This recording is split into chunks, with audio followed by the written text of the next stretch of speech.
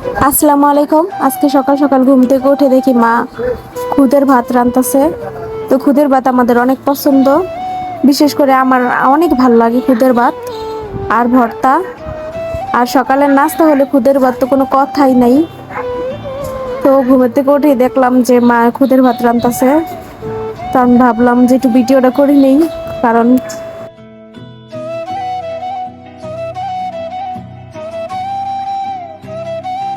এই যে মাকে দেখলাম প্রথমে পেঁয়াজ কাঁচামরিচগুলাকে ভাজা ভাজা করতেছে। মা বলতেছিল যে এটার কালার আসলে চাল দিবে, খুদ দিবে। তো এই যে এটাকে ভাজা ভাজা করতেছে।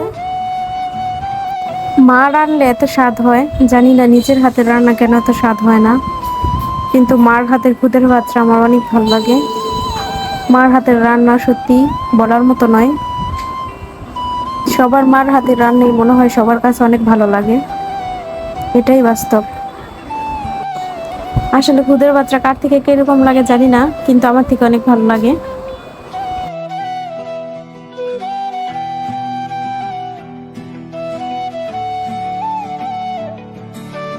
এই যে এখন চাল ডাল আর আলু দিয়ে নাড়াচাড়া করতেছে। তো চাল ডাল আলু ভাজা ভাজা হইলে পানি দিয়ে দিব, পানি দিয়ে দিতেছে। তো পানি দেওয়ার পরে এটাকে নাড়াচাড়া দিয়ে ঢাকনা লাগিয়ে দিবে কিছুক্ষণের জন্য। এটা ফুটে আসলেই হয়ে যাবে খুদের ভাত। তো দেখলাম যে মা শুটকি কাঁচামরিচ রসুন এগুলোকে টেলে ভর্তা বানাইবো। তো আমি আবার বললাম তুমি ভর্তা বানাও, আমি ঘুরে আসতেছি। এই যে ঘুরে এসে দেখি মা বলতেছে নেই খা। মা সবার জন্য বাড়তেছিল।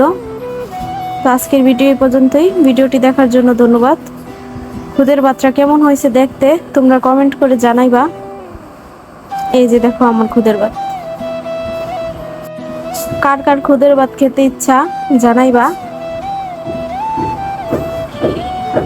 তো আজকের ভিডিও এই পর্যন্তই।